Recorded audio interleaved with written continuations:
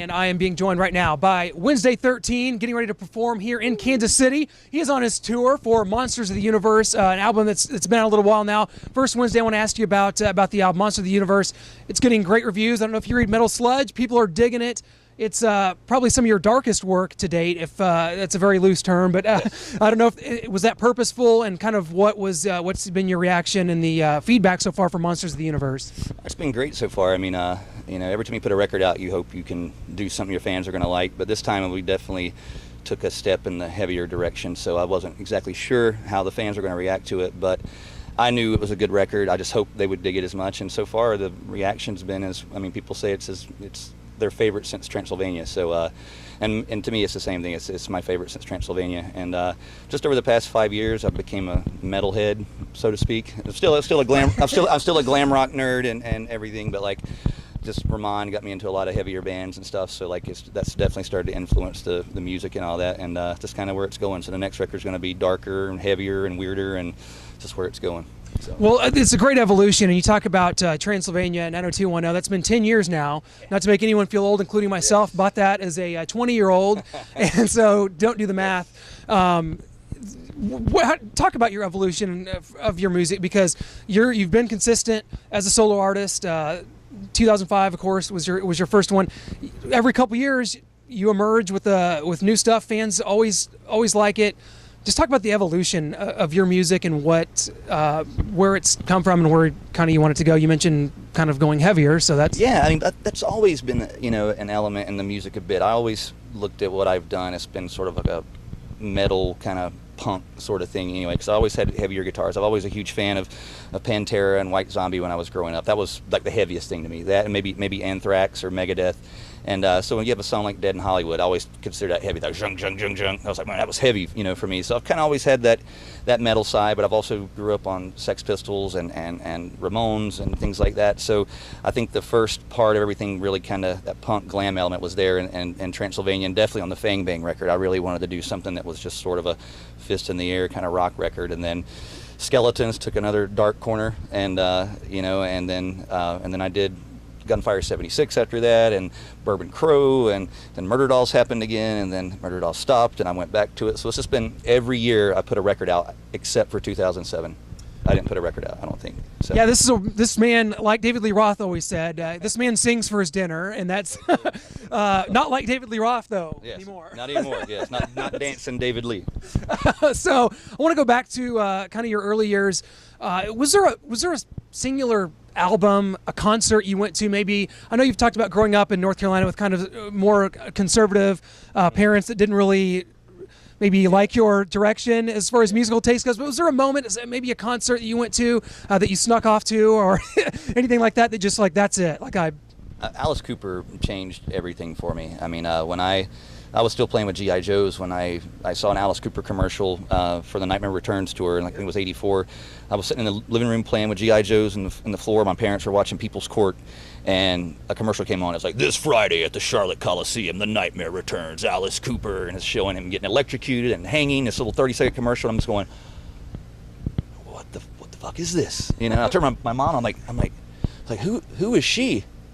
And my mom was like, oh, he's a devil worshiper. He bites the heads off chickens and snakes and all kind of stuff like that. And I'm like, wow, okay. So I remember I called up my friend, and I was like, you ever heard of this Alice Cooper? And he's like, yeah, my uncle has all his cassettes. I'm like, dude, bring him over to the house this weekend where our parents are going to be able to turn off the lights, and we'll listen to it because it's supposed to be evil.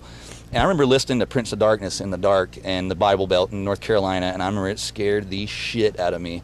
And when I realized that music could have a theatrical side to it, I was hooked, because I loved movies, and I had a good diet of G.I. Joe and Dracula in my life, and the monsters, and that's kind of always went hand in hand. And when I saw a band that could bring horror into music, I went, that's what I want to do. So Wednesday 13 was to do that. To be the 24/7 kind of horror rock thing is what I set out to do in the beginning. So because Cooper didn't do it all the time, he would have a couple songs here and there, Dead Babies, and then he'd have his other songs, House of Fire and stuff that wasn't like that. So I wanted to be that band that had the horror imagery 24/7, and that's kind of what I've done, and here I am. I don't know how many years later it's been.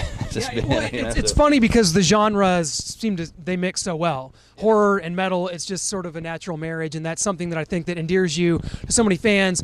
Fans of Alice Cooper, Rob Zombie, even Kiss, bands like that are going to relate to you.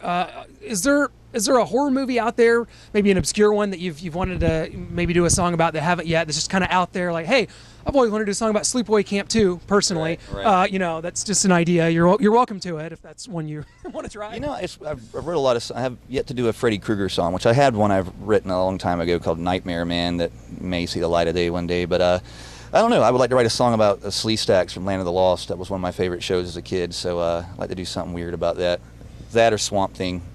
Something like that. So, yeah, I don't know. I've always been obsessed with, like, The Creature in the Black Lagoon is, like, one of my favorites. And I was obsessed with, like, green monsters and things like that. So the Slee Stacks that's my next song title I guess I'll have to come up with. So there it is. Can't wait to see that.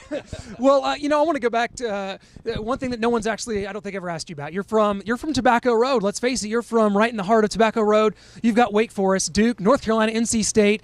No one's ever asked, to my knowledge, at least in an interview I've seen, is Wednesday 13 a sports fan, and which allegiance would you shift to? I know you live in Hollywood now, but you're from that area. Yes.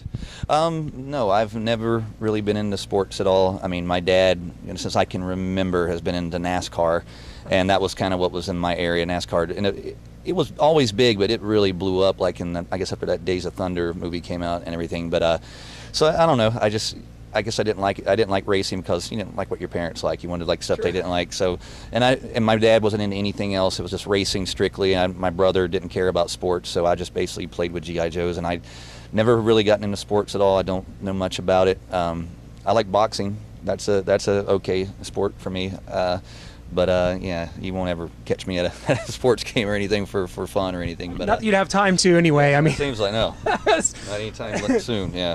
Well, I want to talk about this. Of course, you've done two successful runs with the Murder Dolls, 2002 and 2010, and those two albums and tours had a lot of success, a lot of critical, success. I'm sure you get asked this a lot. We went from a question you never get asked to one that you get asked every interview. Yes. Is that something that would ever be revisited? I would say right now, no. But I also said that about the second one, and I didn't think it would ever happen, but. Yeah, I mean, we had a good run the first and the second album, and just unfortunately, it didn't quite work out that last time, the touring wise, and we just stepped away from it, and that's kind of where it is. So I don't know if it'll ever get revisited. I don't have any ill will toward Joey or anything like that.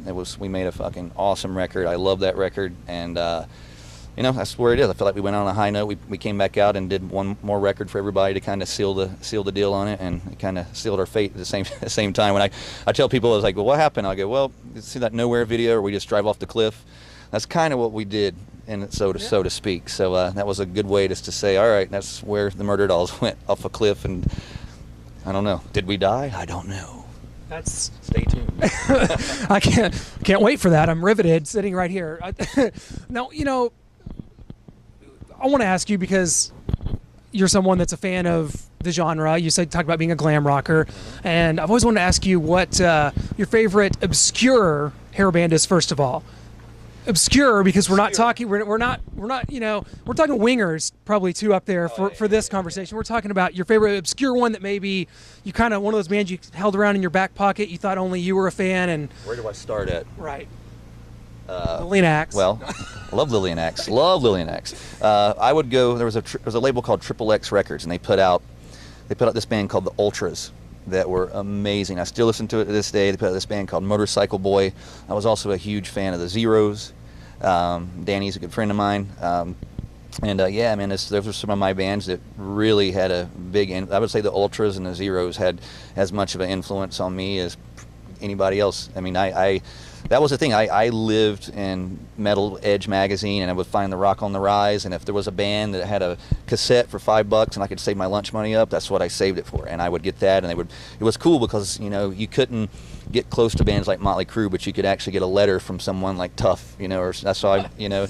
Stevie, what's up? I remember, yeah, Stevie's my boy. I remember when I got my Tough, my Tough cassette in the mail, and Stevie had signed a a flyer that said "Hell just froze over," and it was like Tufts like got signed and everything, and I thought it was so cool. I was like, wow, I can actually talk to these people. And I actually got a letter from Joe Normal of the Zeros, because I wrote him. I was like, you guys are my heroes. You got purple hair, and I get picked on in school, and you're just my heroes. And they wrote back, stay in there, hang tough, kid, blah blah blah. And I had it on my wall, my Zeros autograph thing, and it was so cool. So those bands definitely had a huge impact on me, and now I've got to meet a lot of these guys and become friends with them, like Stevie, and yeah, so it's a cool thing, man. What you just described is something that I feel is like a dying art in this world. Like bands like you, there's a lot of them out there that fly under the radar. I mean, the Crash Diets of the world, bands like that. It's almost like this is the last bastion of hardworking bands that are trying to get out there and do it on their own.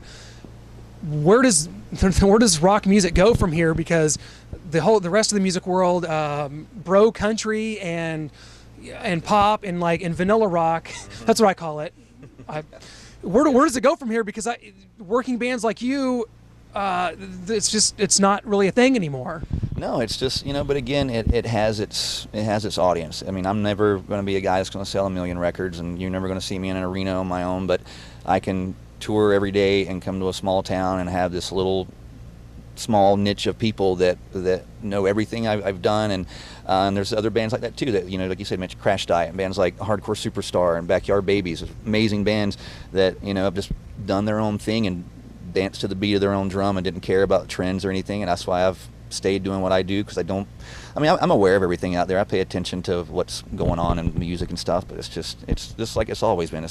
Mainstream music has always sucked to me, and I've always been the little weirdo that's just, that's kind of what I do. And if it stays like this, then I'll still be happy. That's how you wind up with weirdos like me in your RV, but backstage at the Scene Rock Bar here in Kansas City. So thanks for that. Well, I want to ask you too. I mean, you talked about Alice Cooper and that kind of influence, and it's obvious. You see the you can see the comparisons, but you've been in a position where on several occasions you've been able to be an opening act for Alice Cooper. Yes. Talk about that, and also just other bands that you've been on the same bill with or open for that just you were in kind of disbelief that you had that kind of starstruck feeling doing that. The Cooper Zombie tour that Murder Dolls did was amazing. I mean, we made so many new fans on that, and I couldn't think of a better tour. And but before that, I toured with Alice for the first time in 2005, and that was my dream. I wanted to tour with Alice Cooper. I wanted to meet Alice Cooper, and he's the whole reason I do what I do. I blame him for looking like this. And so I toured with him in 2005. We did like a week, and I thought, I just had it in my head. I was like, man, his fans are going to get it. We're going to walk out, and they're just going to love us. But I couldn't have been more wrong. But we came out, and I just forget sometimes how we come out, and we're coming out just screaming and saying fuck, fuck, fuck, fuck, and that was the most shocking thing. His audience. Alice can cut his head off, he can hang himself, but I said I love to say fuck, and they were like, parents were holding their kids' ears like earmuffs, and that's what I realized shocked the Alice Cooper audience was my just belligerent use of the word fuck constantly in the songs, and it became such a funny thing that Alice would sit on the side of the stage every day and watch us play that song.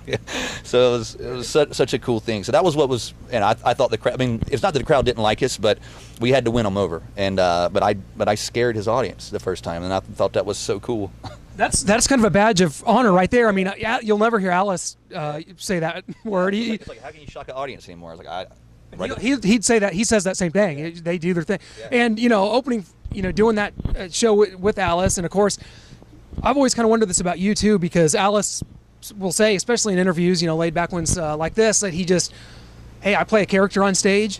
Mm-hmm. When I'm sitting here right now, I'll talk to you about anything, about life, about playing golf, about bands. When he's on stage, Alice doesn't give a crap about that stuff. Do you have that same kind of thing when you got on stage? Like, you're really laid back? Well, I've always turned it on, I guess, a little bit. It's your yeah, it's what you do. It's your game face, so to speak. Yeah. But as of late with the Monsters of the Universe record, I do a lot of changes and stuff. I wear masks and things on stage throughout the show, and that's definitely taken on a character, so to speak. So I can kind of go on stage and be a monster for an hour on stage, and then I can walk off and be this dude again. So it's just fun for me because I've been doing stuff for so long, doing this new theatrical stuff with the new show and the new record. It's made it fun for me again, because you can do this for so long where it's like, oh fuck, it's a job every day, and like now it's like I get to dress up and be like these monsters on my arm every day for an hour. So that's kind of where the direction of the show is taken as well.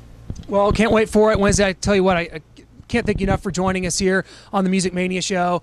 And I'm getting ready to go in and watch your. I'm gonna get out of this polo and into my Wednesday 13 skeleton shirt, and we're gonna do this right, because you know we gotta do this for the you know, for the people out there, but we know how to do it right.